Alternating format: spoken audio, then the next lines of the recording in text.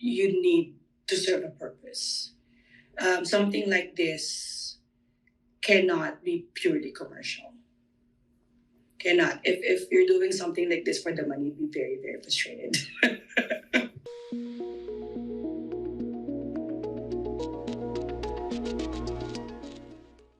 I've always thought I was going to come back home with an idea.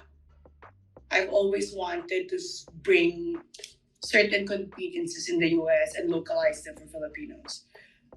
So that was that. I saw it and I figured, oh, it could work. The problem is I didn't really know who to approach when I got back.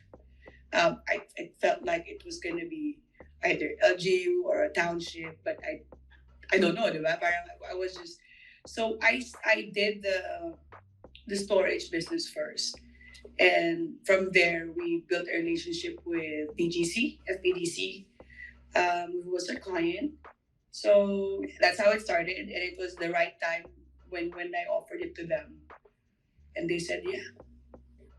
It really was a passion project for our frontliners during the pandemic. Because wala masyadong public transport at that time. So we were trying to bridge that gap. BGC really wanted to make sure, because they also had St. Luke's there, right?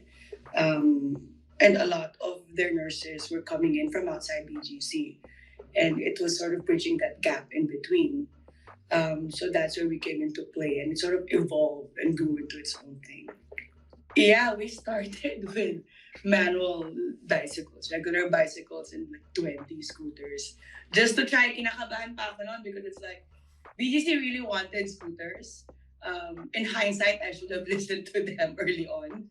But, syempre, like, it's I had to also be careful because previous iterations of a sharing program didn't really last long.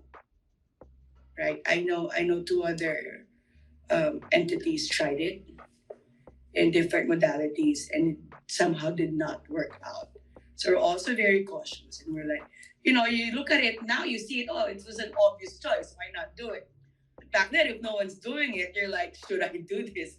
The question always comes to mind is, why isn't anyone doing this, and why are they doing it successfully?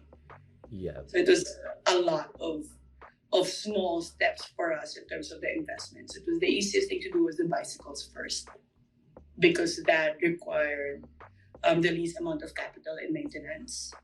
And then we were closely watching how the scooters were gonna do, which I think within a few months we placed an order for additional 80. So like we quadrupled it within a few months. Number one is the learning curve. Because there's nothing else that existed really this solid before us, there was a bit of a learning curve between the riders and us, actually.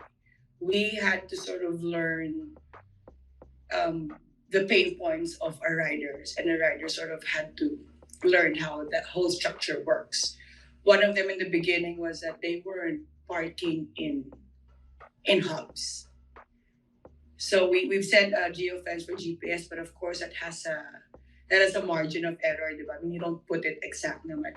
So that was one of the first problems, that they were parking it outside, or like they weren't ending their ride. They're like, oh, it's not ending. And they get frustrated and then they just leave it.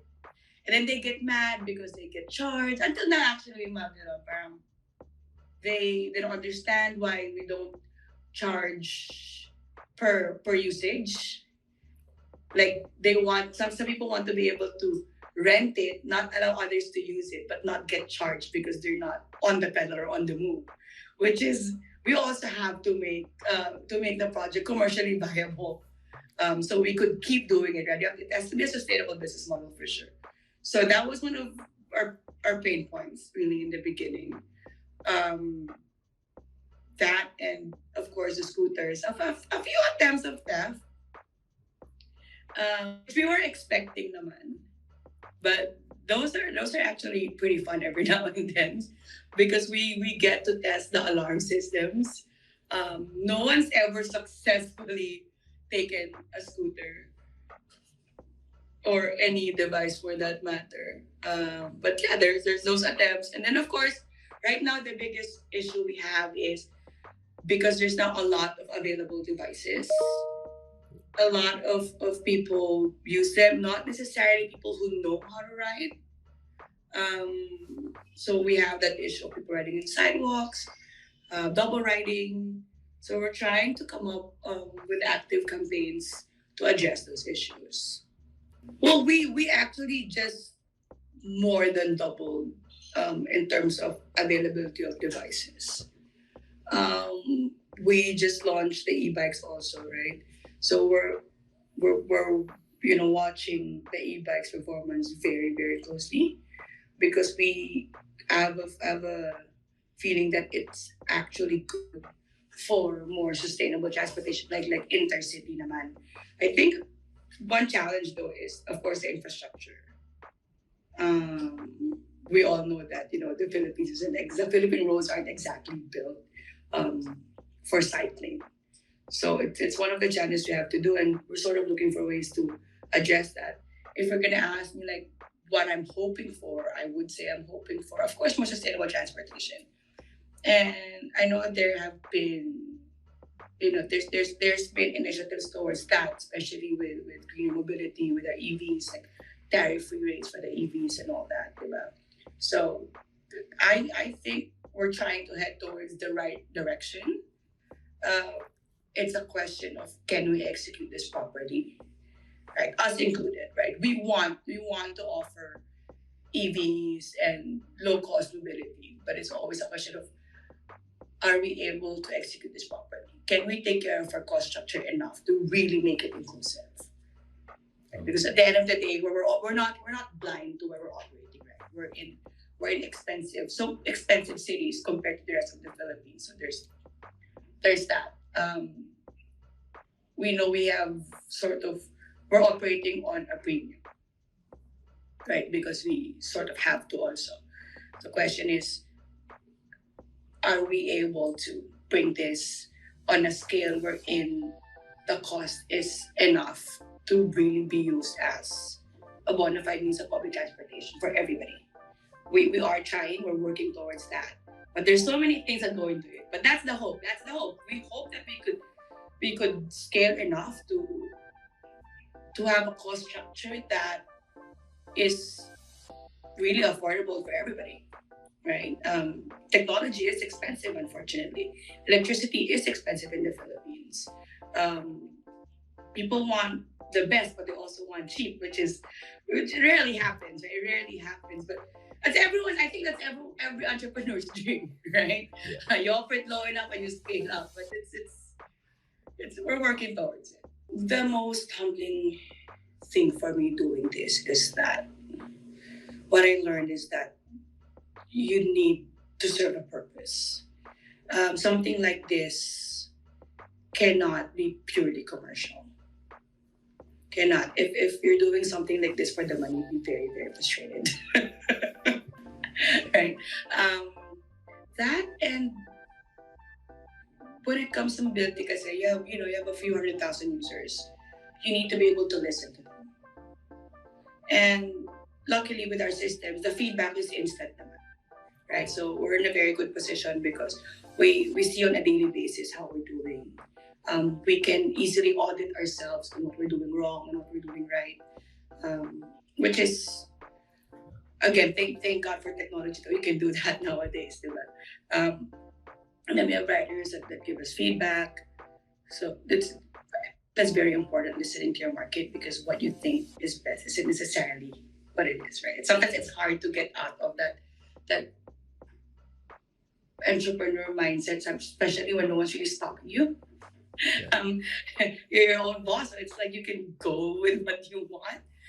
It's very important that you stop and audit yourself and audit your entire operations. Innovation and starting something new, people see these things as sexy, diba? Because it's a startup, you're in tech, you have hardware, you're all over TikTok and Instagram. But I guess what it is when people want to innovate, like what we did, people might think we're so tech driven. The innovation really happens outside of tech. Yeah.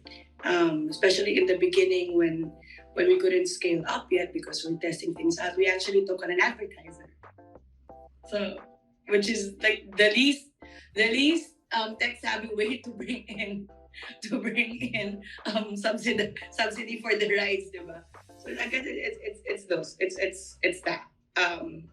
I would encourage people to look at innovation beyond tech, especially in the Philippine landscape we're in. We have fairly limited resources, right? Especially in terms of capital. If we look at what we do, we're simply moving people. Tech enables us to do it the mas low cost in terms of, instead of old school, now you're renting a bike, there's a person there, you're giving your ID, you're giving payment. Oh yeah. We're just using tech to enable. So not it's not end all and be all of things. A lot of times entrepreneurs tend to sort of not see everything else, and they're zoned in on the tech. When then don't forget, if you're offering a service, that's your core offering service, right? That's what we try to do. We try to make sure that stays within us throughout the time that we're offering our services. Is that what is our core offering? Offering convenience. We're offering mobility for the community. We don't want to we don't think ourselves as a tech company or one of those parang sexy, hip, whatever new buzzword they have. We're simply a service company.